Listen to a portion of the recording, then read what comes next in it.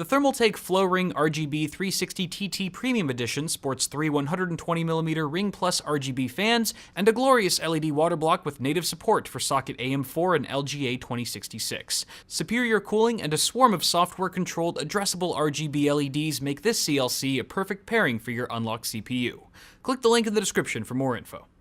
What's going on, everyone? Welcome back to the channel. Hope you're all doing well. Today we're doing a fun kind of video where I'm pretty much just gonna play around on Amazon and try to build the best PC I can for a ridiculously low budget. Once again, I am joined by none other than the infamous Wifey Sauce.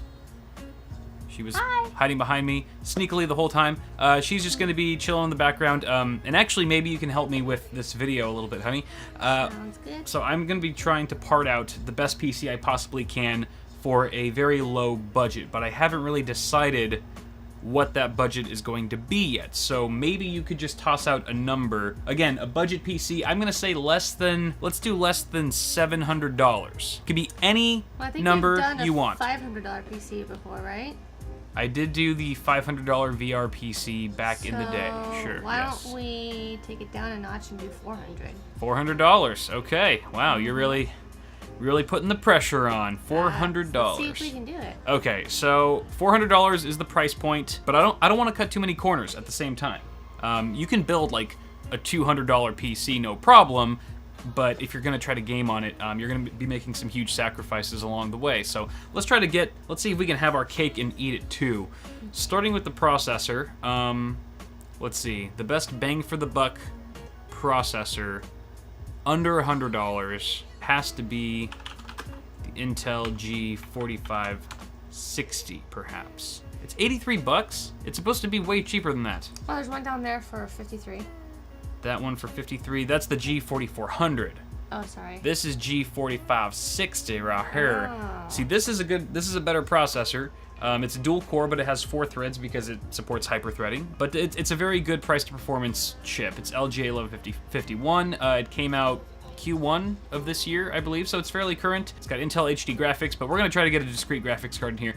For $83 though, it's still a steal, I would say, because other than that, you've got what, Core i3, but you're gonna be paying well over $100 for one of those, and probably get similar performance when you're talking about gaming specifically. So we're gonna add this to cart. What do they normally go for?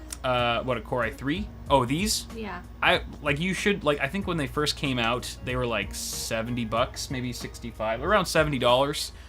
This processor is just so darn good that that's probably why the price has gone up since Q1, but I'm still gonna add it anyway. We can always go back, nothing's set in stone. We can always change things around if we need to, but that's a good starting off point. So LGA 1151, it's not unlocked, so we don't need a Z270 chipset, for example, but we still need an LGA 1151 motherboard.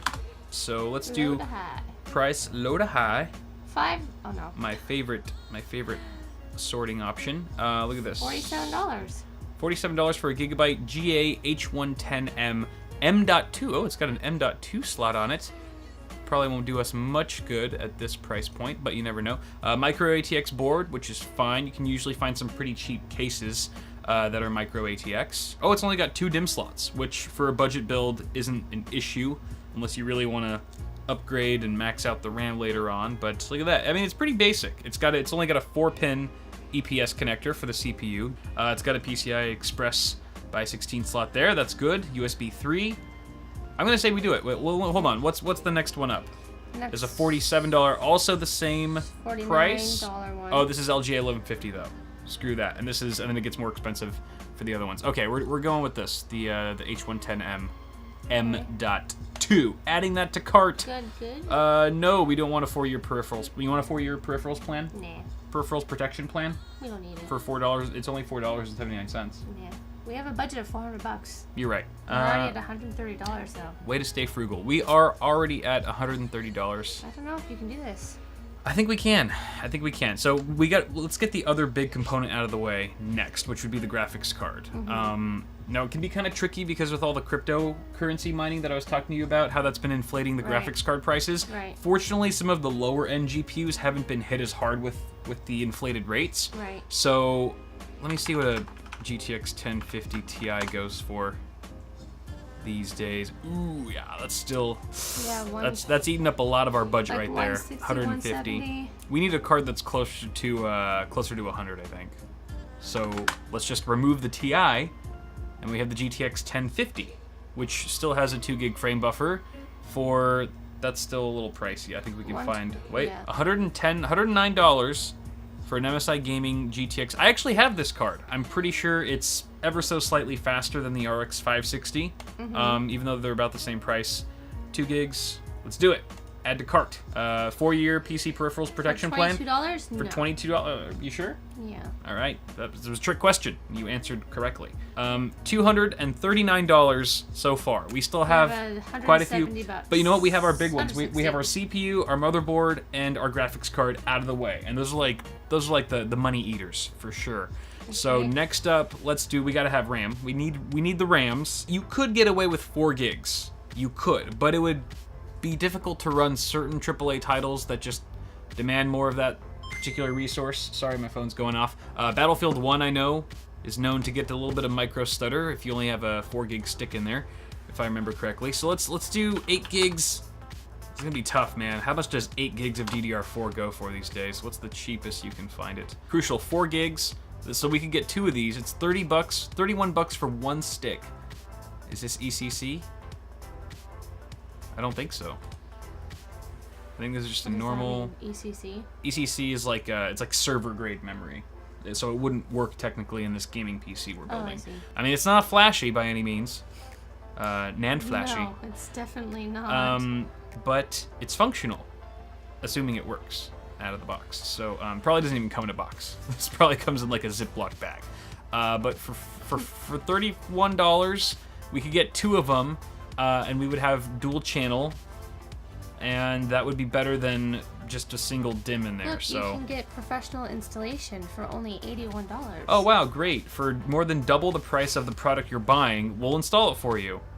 Thanks, Amazon. No, we're just gonna add this to cart. Let's add 2 of them. We're already at 300. We just topped $300 because I put 2 of those sticks, so we've got 8 gigs here. So 300. We have $99. We have left. We have less than $100 now to get our case, our power supply, and our storage. Our CPU cooler is already taken care of. Actually, I should have mentioned that because a stock fan cooler comes included with the CPU. Okay, well that's good. It's a crappy one, but it works. What do you think we should do next? Power Case? supply. Let's do the case. Well, case last, because that's the most fun. Oh no! Wait. What if we could do a case and power supply combo? Because you know some Can you do cases, that? like especially the really crappy cheap ones, will come included with a power supply that's generally garbage.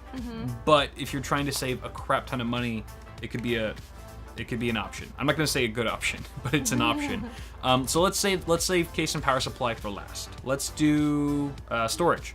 Okay. Storage, I say, let's start with the hard drive, because even if we don't have room for an SSD, at least we can put everything on the hard drive. Okay. Let's do a 1 terabyte. I feel like 1 terabyte's pretty standard, just because games are getting so much larger these days, and you run out of a 500 gig drive like that. So let's see what we got here. What is this? 80 gig. That's not going to cut it. This, however, for $5 more, you go from 80 gigs to 1 terabyte. This is Western Digital as well. Caviar Green. Hey, good for the environment. Add to cart for $30. Yes, we're doing it. And then, Now the power supply and case. well, hold on. Do you think we can fit an SSD in here? Oh yeah. Because even I though don't an know. SSD isn't You're the expert, required, not me. even though an SSD isn't required, because we already have a hard drive in here, it makes the overall snappiness of your PC just so much quicker. And it really is a game changer. So maybe we could squeeze in, let's see. Do you think we could do like 128 gigabyte SSD? Let's see here. This is gonna be tough, man. This is gonna be tough. We are getting close. 64 gig. I don't think this is gonna happen because we only have like $70 left to get a case and a power supply. You shush. I think you're gonna have to $47. pass on this. Hold on. Electronics. There's a 128 gig SATA drive. Hold on, let me double check to see if that motherboard is actually, if the M.2 slot supports PCIe and SATA. Yeah, but how much is that? Yeah, 40, it's $50. $50. But hold on, ultra-fast M.2 with PCIe Gen 2 Okay, so it's got PCI and SATA mode. It's got SATA as well. So the M.2 slot on this motherboard actually supports SATA drives, not just PCIe or one or the other. That means this drive technically would work for $50. It is kind of steep, but let's add it tentatively for now, and that gives us about $20 left for if we can find a really crappy case and power supply combo. Then at least we're not really shortcutting much of the other components. We're still getting an SSD for our boot drive. That's a decent capacity. CPU and GPU are pretty strong. You don't want an ugly case. I do not care what the case looks like if the budget's $400. All right. So let's just try case and power supply.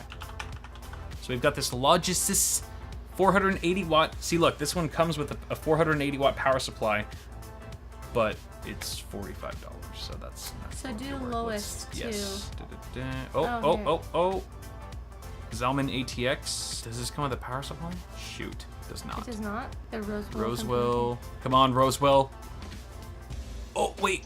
So there's an option for case and power supply. Oh, wait, what the heck? That's a mini ITX case, though. And it's $55. Okay, wait, does this not come with a power supply, then? No, I don't think so.